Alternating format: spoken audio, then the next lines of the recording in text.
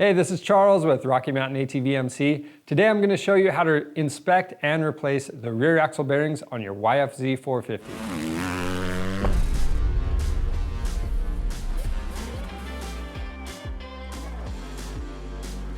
These rear axle bearings take a lot of abuse and they will eventually wear out over time. That's why it's important to inspect them as part of your routine maintenance. Now, when you're inspecting them, you want to make sure that they rotate smoothly. If you feel any roughness or binding or any free play in there, you want to get them replaced, especially before they get really bad and cause any damage to other components on that rear end. Now, the machine we're working on, it's a 2014 YFZ450R. We're going to show you how to inspect and replace those bearings, and the process is going to be similar for other YFZ450s, 450Rs, 450Xs, model years 2006 and newer. Just make sure you refer to your model specific service manual for more information and specs. So let's go ahead and get into this. To do this job, we'll be using some common hand tools. Specifically, I want to point out this wrench for the rear axle nut. This one's a 46 millimeter. And then we'll also be using rags, safety glasses, and some rubber gloves.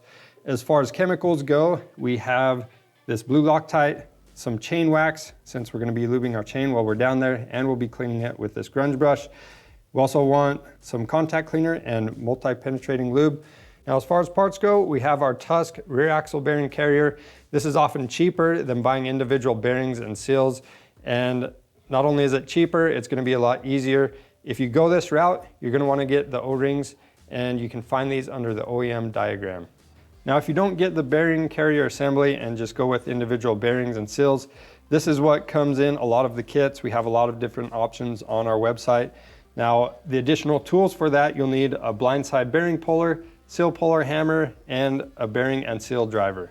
Another thing that's going to make this job a lot easier is having a jack that's going to help lift this machine up to a good working height. All right, now that we have our machine raised up, we can rotate this axle and make sure it spins freely, doesn't bind up. So if it feels rough or it's hard to turn, like I mentioned earlier, then you probably need to go in here and replace these bearings. Another thing that can happen, this rotor could be bent, or you could have a brake that's dragging.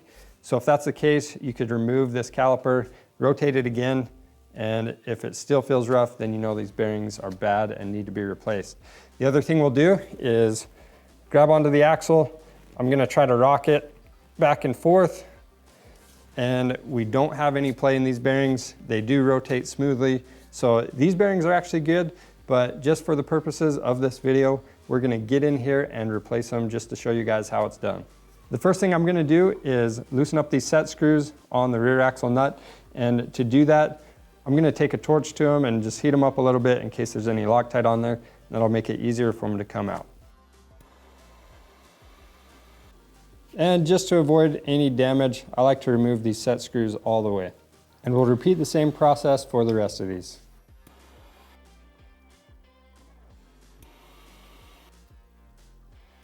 Now that we have the set screws out of the way, I'm going to drop the machine back down onto the ground and loosen this nut up, and we'll also loosen up our lug nuts. To get this loose, you're probably going to need somebody to help you out and hold the rear brake while you turn this axle nut.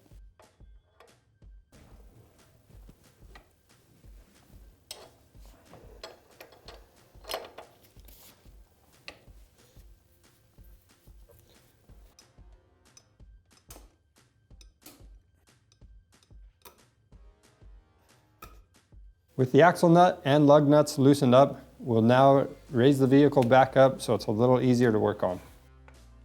After that, we'll take the lug nuts off and remove the wheels. The next thing we'll do is remove this cotter pin, hub nut, and the hub.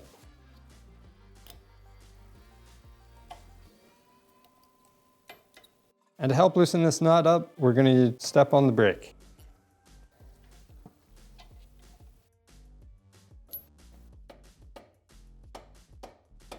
This hub is stuck on here pretty good. That's why we're going to use this penetrating lube on it.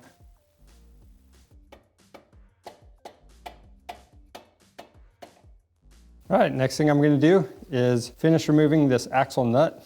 And if this axle nut is hard to loosen up, sometimes you might be able to heat it up and that'll help with that. Next, we'll remove the brake caliper, and to do that, we're just taking out the 2 bolts on the back side.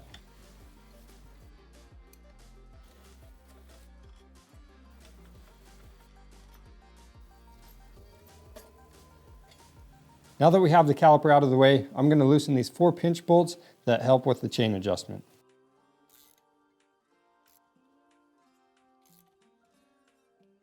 Once we've done that, we want to loosen up this chain as far as it can go. So to help do that, I'm just using a punch. If you had to use an Allen wrench or something like that, you could do that too. But there's a hole in this carrier. And what you'll do to loosen the chain up is rotate the axle in the forward drive position, and that's going to press on your punch or your Allen key, whatever you have in there. And once that's all loosened up, we'll take our wheel back off. All right, now we can remove the rotor. So we'll just slide that off. And then to remove this axle, the manual wants us to hit it through at this point, but there's a couple O-rings and a collar back here, and you might damage them if you hit it through. It is recommended to replace those O-rings anytime you're in here anyway, but for some reason, if you forgot to order them or whatever, I'm gonna show you how to try and save them and keep those O-rings from tearing. So we're gonna hit the axle through just a little bit, probably about 1/4 of an inch. And as soon as you feel resistance, you're going to want to stop. We'll hit the axle back through, and then we'll remove this collar and remove both O-rings. So to protect the axle while we hit it through, I'm going to put a socket on the end of it. And just have a couple light taps. It tightens up about right there. So now we can hit the axle back through the other way, or work it through back to its original position, and that's going to work this collar out too. All right, so that collar's right there. Remove that. Now I'm going to take our picks and just really gently work these O-rings off.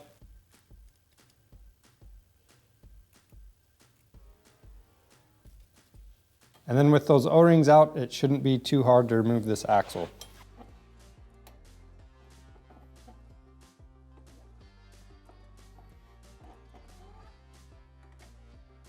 The next thing we need to do is remove the snap ring for the bearing carrier, and then we can remove our brake caliper mount. And I'm just going to gently tap this bearing carrier out of place.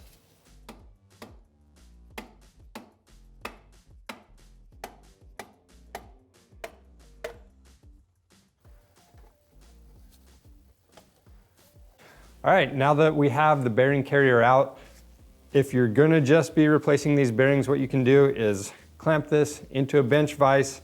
You'll remove this seal, and then you can also remove this O-ring right here, heat up this aluminum, and then you'll use your blindside bearing puller, pull the bearing out, and then once that's out, then you can drive a new bearing in using the bearing driver, replace that seal, and you're good to go. But really, you should never have to do that, because this complete assembly is usually cheaper than buying the bearings individually. So it's just a lot easier way to go. So we're going to put our new O-rings on this, and we'll clean up all of our other parts, and then we'll start with reassembly.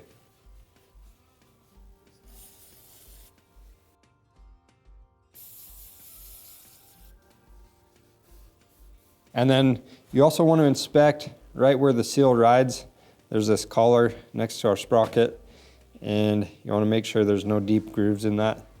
And if there is, then you'll need to replace that piece. All right, we're going to put a little bit of grease on these new O-rings. That way this bearing carrier will install just a little bit easier. I'm going to install this first O-ring.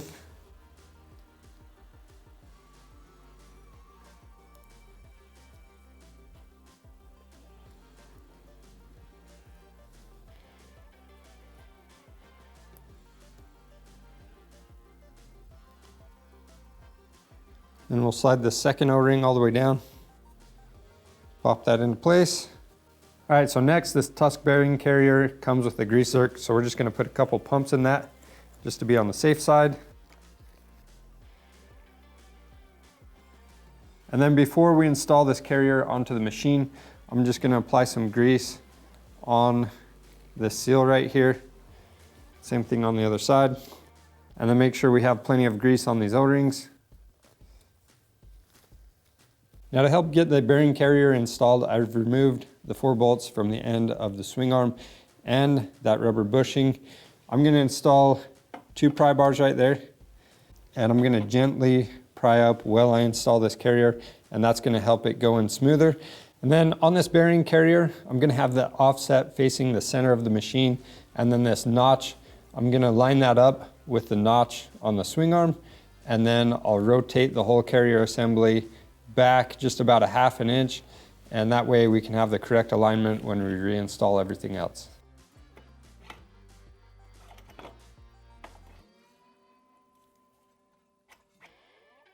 Moving on to the other side, we'll now install these 2 O-rings. Again, we have 2 different sizes. The larger O-ring is going to sit all the way against this flange, and then the smaller O-ring is going to sit in that second groove in from the edge, and then the last groove is just for our circlip. I'm going to make sure that I have some grease on all these O-rings as well. The next thing we need to do is make sure we have enough clearance between the skid plate and bearing carrier to fit this caliper mounting bracket into place.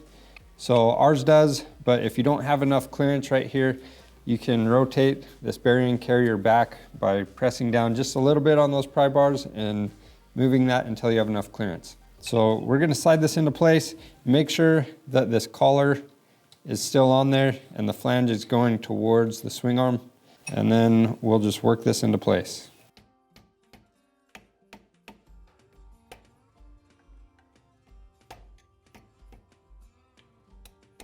So that O-ring was pretty tight, so I just used a drift and a hammer and just gently tap this into place. And you want to tap it all the way down until that snap ring groove is fully exposed. The next thing I'm going to do is reinstall this rubber grommet and the 4 bolts. Next, we'll get this axle ready for installation. So I'm going to put a little bit of grease on this collar right here, and also where these bearings ride. I don't want everything rusting up. And now we'll install the axle from the left side. And when you do this, make sure you thread the axle through the chain. And at this point, I need to rotate our bearing carrier as far forward as I can. And that way we can get our chain installed.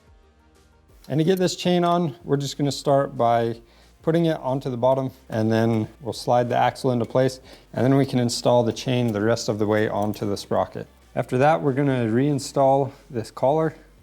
I'm going to put some grease on it.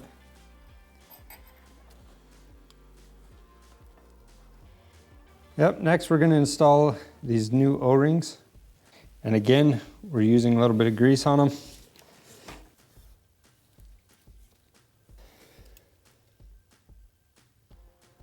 We're just going to push those all the way down into place with our pick, and then after that we can put a little bit of grease on these splines, keep those from rusting up, and then we'll install the brake rotor. And then before we put our washer and nut on, I want to make sure these threads are really clean. So I'm going to wipe them off, and I'm also going to use some contact cleaner, and we will be using some thread lock on that nut. On the conical washer, the convex side is going to be towards this brake rotor, concave side obviously towards the nut. With this nut in place, we then can reinstall the brake caliper. We're going to tighten those bolts down. We'll torque this one to 184 foot-pounds and put some Loctite on our set screws, tighten those down as well.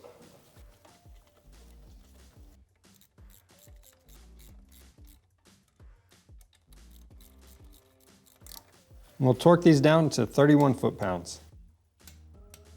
And to get this nut torqued down, you're probably going to need some help and have somebody hold the machine still and hold that brake. And if you can't get it torqued down with the machine on the lift, you're going to have to finish torquing it down once you've put the wheels on and do the final torquing on the ground. Next, we'll put some Loctite on our set screws, and we'll torque them down to 5.1 foot-pounds.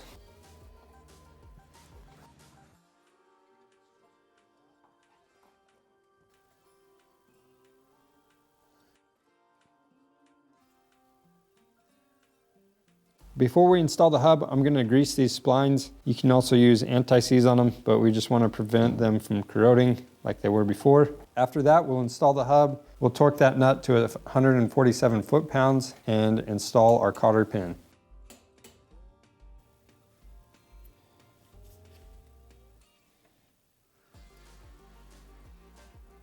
After that, we'll reinstall the wheels and torque the lug nuts to 33 foot-pounds.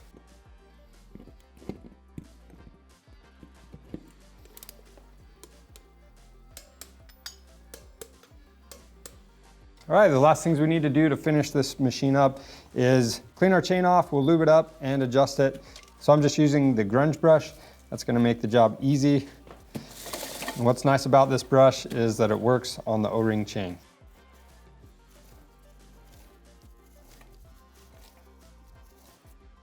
I'm gonna take this rag and place it behind where we're gonna lube this chain to catch any overspray, and then we'll get this thing lubed up. And you'll notice this chain is in terrible condition. We do need to replace it. It's all kinked up, but just to show you guys how to do it, we'll just get it done.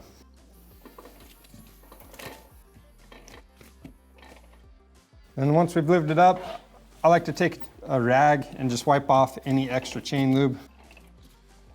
And then before you go ride, you want to let it sit on there for a minute. Now we can take our punch. We're going to adjust this chain slack to 25 to 35 millimeters. And you're measuring that halfway between the sprockets. So we're about 25 millimeters right there.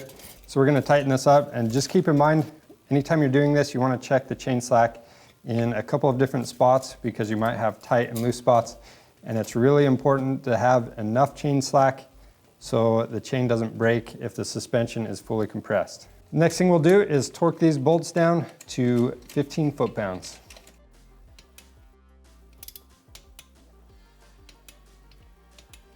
And that's it for the rear axle bearing replacement.